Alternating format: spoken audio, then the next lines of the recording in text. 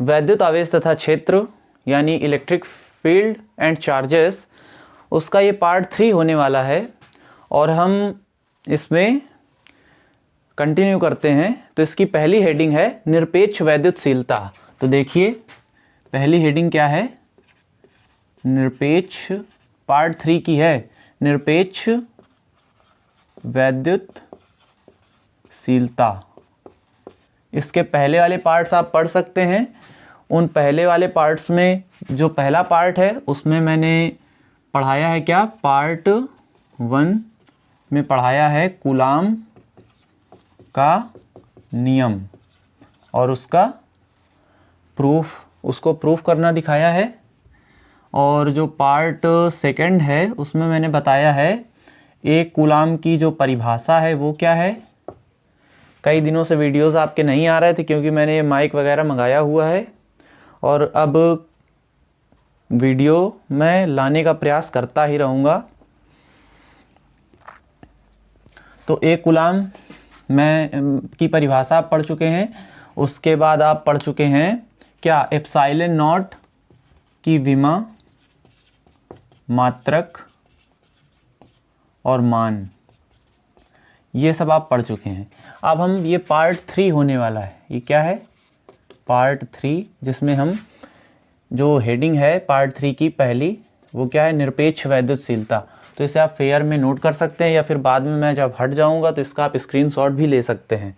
तो निरपेक्ष वैद्युतशीलता क्या है, तो पहले हम नॉर्मली इसे समझ लेते हैं कि निरपेक्ष वैद्युतशीलता क्या है। तो ये होती है किसी माध्यम की जो निरपेक्ष वैद्युतशीलता है उसे एप्सिलॉन से प्रदर्शित करते हैं और जो निर्वात की वैद्युतशीलता है उसे एप्सिलॉन नॉट से व्यक्त करते हैं। तो इसका फॉर्मूला होता है एप्सिलॉन बराबर एप्सिलॉन नॉट के।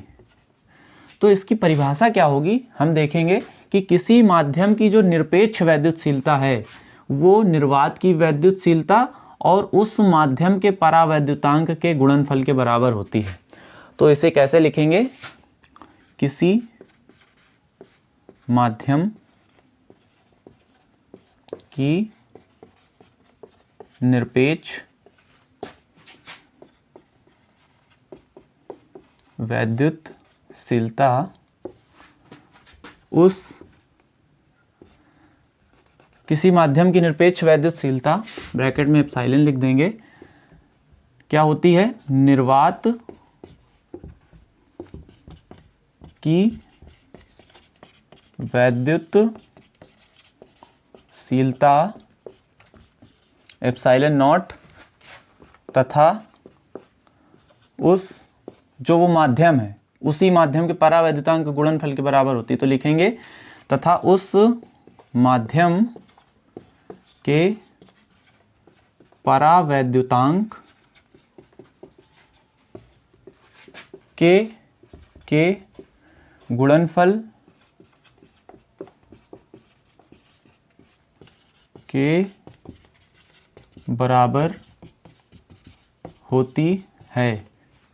और फिर उसके बाद ये जो सूत्र है इसको यहाँ पर ऐसे आप लिख लेंगे। इस तरीके से आप इसे फेयर में नोट कर सकते हैं। अब आती है बात, जो सेकंड हेडिंग है वो क्या है, सापेक्ष वैद्युतशीलता क्या है। तो सापेक्ष, पहली बात तो निरपेक्ष वैद्युतशीलता की मैं अंग्रेजी भी लिख देता हूँ क्योंकि ये कभी कभी जो है इस तरीके की जो चीज़ें हैं वो आ सकती हैं आपके एग्ज़ाम में, क्योंकि कोई बच्चा जो है इंग्लिश मीडियम का भी होगा तो उसको वो भी पढ़ सकता है। वैसे मैं अभी तो खास करके यूपी बोर्ड को ही पढ़ा रहा हूँ, वो भी हिंदी मीडियम। बाकी इसकी इंग्लिश ऐसे नॉर्मली जान लेते हैं। वो क्या है, निरपेक्ष वैद्युतशीलता माने होता है एब्सोल्यूट परमिटिविटी,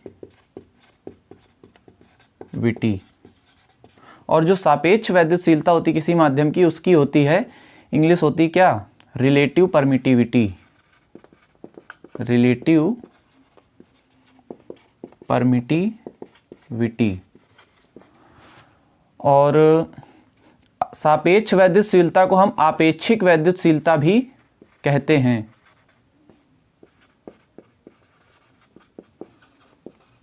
या आपेक्षिक वैद्युतशीलता।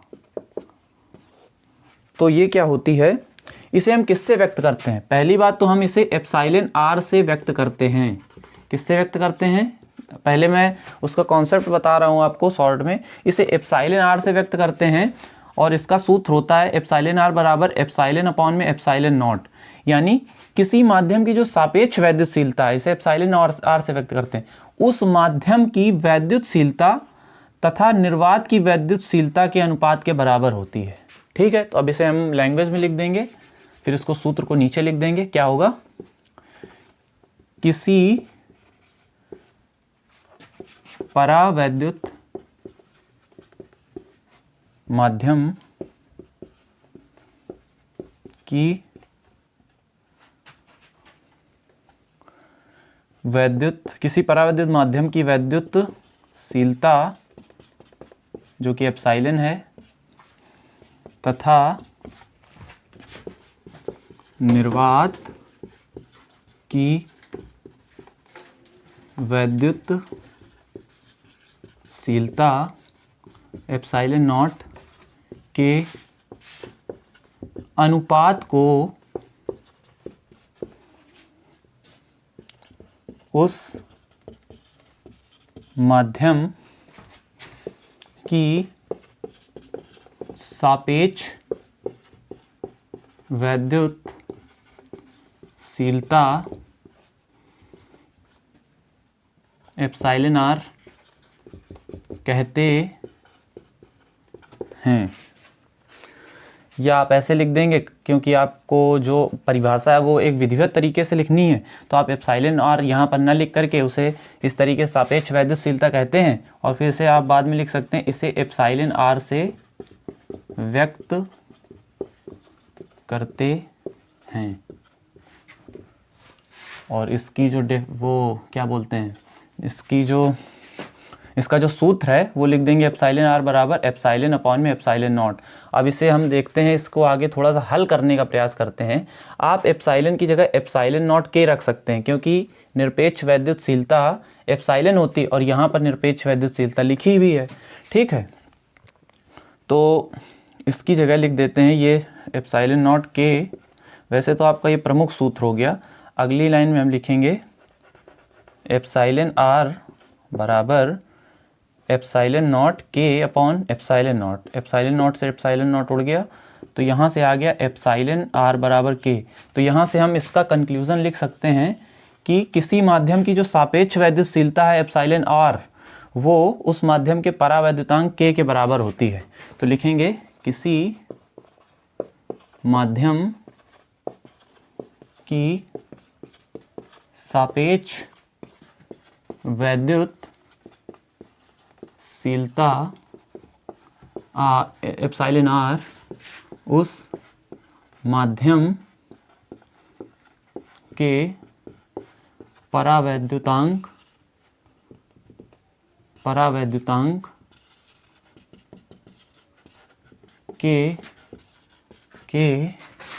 के बराबर होती है। तो आप इसका स्क्रीनशॉट ले सकते हैं।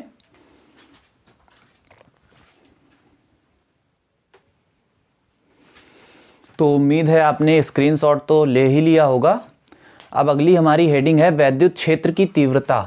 तो देखते हैं वैद्युत क्षेत्र की तीव्रता क्या है। इसे हम ई से प्रदर्शित करते हैं। हम इसमें देखेंगे कि वैद्युत क्षेत्र की जो तीव्रता है वो किसी बिंदु पर क्या होती है। तो जो वैद्युत क्षेत्र की तीव्रता होती है, इसे आप थोड़ा सा समझ लें पहले। जैसे कि मान लीजिए कोई वैद्युत क्षेत्र है, ये आपका एक कोई वैद्युत क्षेत्र है, ये आपका कोई क्षेत्र है और ये वैद्युत क्षेत्र है। मतलब इसमें किसी भी बिंदु पर, मान लीजिए यहाँ या फिर यहाँ कहीं भी आपको अगर वैद्युत क्षेत्र ज्ञात करना है तो आप कैसे ज्ञात करेंगे। पहली बात तो वैद्युत क्षेत्र को ई से प्रदर्शित करते हैं। मैं आपको पहले शॉर्ट में बता रहा हूँ, फिर आपको विधिवत इसकी डेफिनेशन भी बता दूंगा। तो वैद्युत क्षेत्र एक पहली बात तो सदिश राशि है। सदिश राशि क्या है? जिसमें दिशा हो, जो नॉर्मली जो इसकी परिभाषा है वो जो सदिश राशियां वो होती हैं जिनमें दिशा होती है, और साथ में ये वेक्टर नियम को भी फॉलो करती है। वो थोड़ी सी एडिशनल परिभाषा है, तो वो मैं आपको बाद में बताऊंगा जब उसकी ज़रूरत होगी। तो पहली बात तो एक सदिश राशि है, सदिश राशियों में हमेशा ऊपर तीर का निशान लगता है इस तरीके से, मतलब इसमें दिशा है इसलिए तीर ऐसे बना दिया जाता है, यानी कि एरो बना दिया जाता है। तो किसी भी बिंदु पर, मान लीजिए यहाँ पर वैद्युत क्षेत्र की दिशा क्या होगी, मान लीजिए यहाँ पर ये होगी, मान लीजिए यहाँ पर ऐसे होगी वैद्युत क्षेत्र, इस दिशा में यहाँ पर वैद्युत क्षेत्र।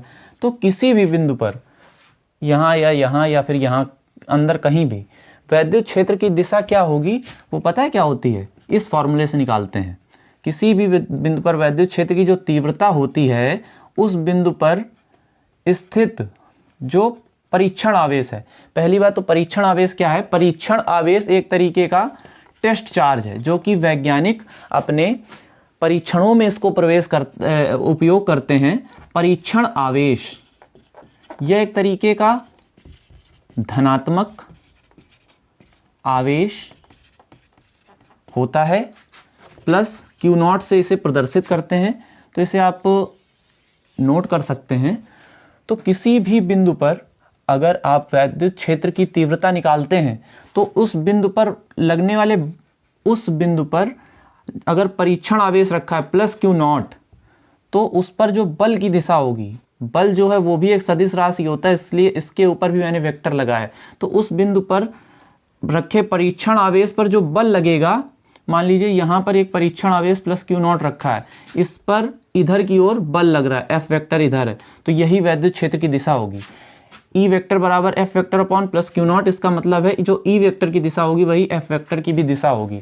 तो अब हम इसे विधिवत रूप से जानने का प्रयत्न करेंगे। तो इसे मैं मेट देता हूँ।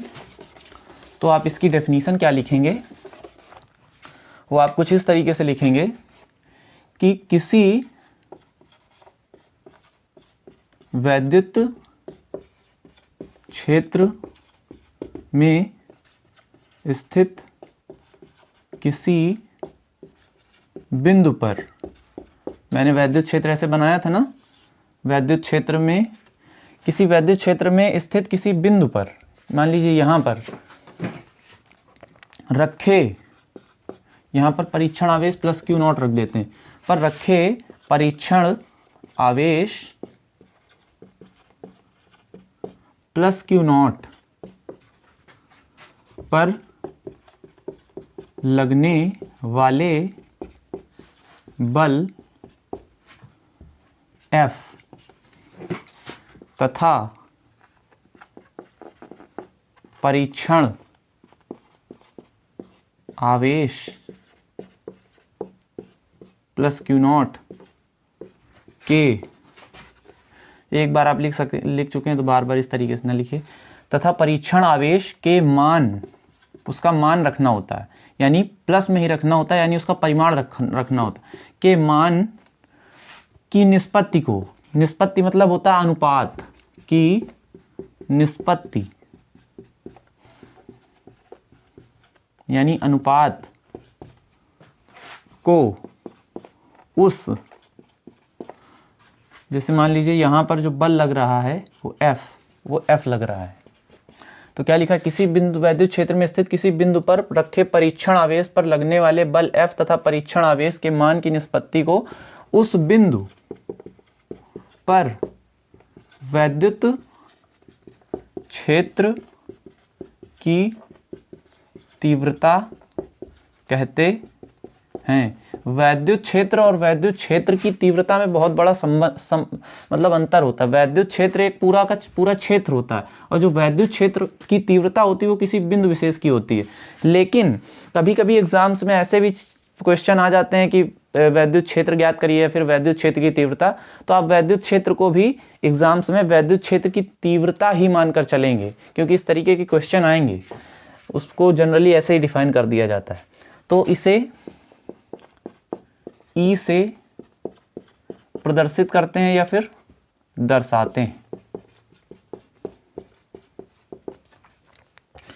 अब इसमें जो है ई से दर्शाते हैं। अब इसमें लिखेंगे राशि क्या है, ये कौन सी, पहली बात तो इसमें इस तरीके से लिख देंगे कि ई बराबर F अपॉन फॉर्मूला लिख देंगे ना, अपॉन प्लस क्यू नॉट। ये एक तरीके से सदिश राशि है। ये राशि हम लिखेंगे यहाँ पर सदिश, और सदिश मतलब जिसमें दिशा हो और जो वेक्टर नियमों का पालन करे। तो इसे हम वेक्टर रूप में लिख देंगे, क्योंकि सदिश है तो वेक्टर के रूप में लिखी जा सकती है। इसलिए ई वेक्टर बराबर F vector upon plus Q not. अब चूंकि यहाँ पर कोई प्लस, इस प्लस की जगह अगर माइनस, मतलब कि ये जो अगर वेक्टर लगा है ई वेक्टर और इधर भी एफ वेक्टर है, यानी ई वेक्टर की दिशा में ही एफ वेक्टर भी होगा, यानी एफ वेक्टर की दिशा में भी ई वेक्टर होगा। तो यह एक तरीके से सदिश राशि है। और जो इसकी दिशा होती है, इसकी सदिश राशियों में इसकी जो दिशा होती है वो क्या होती है, इसकी दिशा आप लिख लेंगे एफ वेक्टर की, जो ई वेक्टर की दिशा आप लिखेंगे एफ वेक्टर की दिशा में होगी। या आप इस तरीके से भी लिख सकते हैं एफ वेक्टर की दिशा में भी ई वेक्टर होगा, में ही होगा, या फिर प्लस क्यू नॉट आवेश जिधर की ओर गति करेगा उधर ई वेक्टर की दिशा होगी। और आप जानते ही हैं जिधर बल लगता है उधर ही ये गति करेगा। यानी आप चाहे ये लिख दें कि बल की दिशा में ही विद्युत क्षेत्र की तीव्रता की दिशा होगी, या फिर आप लिख दें कि ये जिधर की ओर गति करेगा उधर ई वेक्टर की दिशा होगी। आप दोनों में से कोई भी लिख सकते हैं, दोनों एक ही बात समझाने का प्रयत्न कर रहे हैं, बस लैंग्वेज का डिफरेंस है। तो ई वेक्टर की दिशा एफ वेक्टर की दिशा में होगी, या फिर धन आवेश, ये चूंकि परीक्षण आवेश एक धनावेश है तो धनावेश की दिशा में ई वेक्टर होगा। तो इस तरीके से हमने बता दिया राशि, सदिश और दिशा। अब उसके बाद इसकी विमा की बात कर लेते हैं। तो विमा कैसे निकालेंगे, ई बराबर होता है एफ अपॉन क्यू नॉट। तो हम इसको आपको डायरेक्टली भी करा सकते हैं कि बल की जो विमा होती है MLT-2 होती है, आपको याद होगा, ऐसे ब्रैकेट में रखते हैं। जो इसकी विमा होती है वो 80 होती है, लेकिन इसको आप थोड़ा सा शॉर्ट में समझ लें। हो सकता है कुछ लोगों को ना भी पता हो, क्योंकि F का जो सूत्र होता है वो होता है M इंटू ए। M होता है क्या, मास। मास यानी क्या होता है, मास का मतलब होता है एक तरीके से परिमाण या मात्रा। तो इसका जो विमा होती है वो कैपिटल M होती है, और जो A होता है वो होता है त्वरण। त्वरण मीन्स कहें तो एक्सेलरेशन। तो एक्सेलरेशन का जो त्वरण की जो सूत्र होता है वो होता है वेग बटे समय। वेग बटे समय, और जो वेग या वेग को ही चाल भी बोल सकते हैं एक तरीके से जनरली। तो वेग की जो विमा होती है वो वेग का जो सूत्र होता है दूरी बटे समय, दूरी या फिर विस्थापन बटे समय। तो विस्थापन होता है एक तरीके से दूरी यानी लेंथ, तो इसकी विमा हो जाएगी L, और नीचे हो जाएगी दूरी बटे समय। तो इसकी जगह, वेग की जगह आप क्या लिख सकते हैं, दूरी बटे समय। तो दूरी की विमा हो जाएगी L, और समय दो बार होगा तो समय की विमा होती है T, और दो बार समय तो दो बार T स्क्वायर, यहाँ से जाएगा तो MLT-2 हो जाएगा। इस तरीके से डायरेक्टली F की विमा आप याद रखेंगे बल की। और जो Q होता है उसकी विमा होती है AT। क्यों, क्योंकि Q जो होता है वो आवेश होता है। इसका जो सूत्र होता है वो होता है I इंटू टी, यानी आवेश बराबर धारा गुणे समय। I मीन्स होती है धारा और T माने समय। और धारा का जो विमा होती है वो A होती है, और समय की होती है T, कैपिटल T। तो इस तरीके से इसकी विमा आ जाएगी MLT-3A-1। ये क्योंकि जब ऊपर जाएगा तो इसकी पावर में -1 हो जाएगा, जब ये T ऊपर जाएगा तो T जब ऊपर जाएगा तो -1 पावर हो जाएगा, -1 और -2 हो जाता है -3। इस तरीके से इसकी विमा आ गई है। अब हम बात करेंगे लास्ट में किसकी, राशि विमा और मात्रक की। मात्रक की बात करते हैं तो इसका जो मात्रक होगा, अभी हम यहाँ पर कुछ और काम करेंगे, इसके लिए हम मात्रक को इधर लिखे दे रहे हैं, थोड़ा सा इधर। मात्रक जो होगा वो होगा, बल का मात्रक होता है न्यूटन, और जो आवेश का मात्रक होता है वो होता है कूलाम, न्यूटन प्रति कूलाम। इसे आप इस तरीके से भी इसका नोटेशन कर सकते हैं, इसे मतलब कि दर्शा सकते हैं। न्यूटन को कैपिटल N से दर्शाते हैं और कूलाम को कैपिटल C से। तो इसका मात्रक ये हो जाएगा इस तरीके से, या लिख देंगे आप इस तरीके से ये आप ये लिखें या फिर ये। अब बात आती है इसमें परिभाषा में कुछ और डिफरेंस कर देते हैं।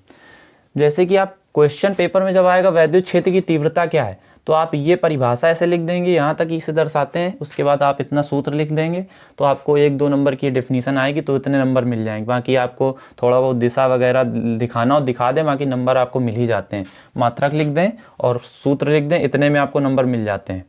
और आप दूसरी परिभाषा लिखना चाहते हैं तो मैं आपको बता देता हूं। ये जो सूत्र है E वेक्टर बराबर F vector upon Q vector plus Q not, तो प्लस Q नॉट की जगह आप रख दीजिए 1 कूलाम। तो आप अगर इसकी जगह रखेंगे if Q not is equal to 1 coulomb, capital C है, तो E बराबर क्या हो जाएगा, यहाँ से E वेक्टर मतलब कि आप इस सूत्र से चलें, ये नॉर्मली ये वेक्टर रूप है, तो इसमें क्या हो जाएगा, यहाँ पर E बराबर में F हो जाएगा इस स्थिति में, या फिर E वेक्टर बराबर F वेक्टर भी आप लिख सकते हैं वैसे तो यहाँ पर लिखेंगे, इसको समझने का प्रयास करते हैं। प्लस Q नॉट बराबर 1 कूलाम, 1 कूलाम चित्र से समझते हैं, यानी प्लस Q नॉट की जगह अगर हम 1 कूलाम रख दें यहाँ पर 1 कूलाम, तब क्या होगा, यानी वैद्युत क्षेत्र में किसी बिंदु पर अगर हम 1 कूलाम आवेश रख दें और मान लीजिए इस पर बल इस दिशा में लग रहा है, तो अगर बल इस दिशा में लग रहा है तो वही वैद्युत क्षेत्र की तीव्रता के बराबर होगा। यानी बल जिस दिशा में लगता है, पहली बात तो उधर ही वैद्युत क्षेत्र की दिशा भी होती है, यानी इसके बराबर ही वैद्युत क्षेत्र होगा अगर 1 कूलाम आवेश होगा। तो आप इसको लिख देंगे क्या, इसकी परिभाषा क्या लिखेंगे, लिखेंगे वैद्युत क्षेत्र में स्थित किसी बिंदु पर, वैद्युत क्षेत्र में स्थित किसी बिंदु पर एकांक आवेश पर लगने वाला जो बल होगा उस बिंदु पर वैद्युत क्षेत्र की तीव्रता के बराबर होता है।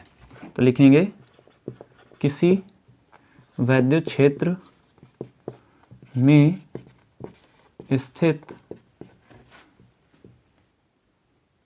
किसी वैद्युत क्षेत्र में स्थित बिंदु, किसी वैद्युत क्षेत्र में स्थित किसी बिंदु पर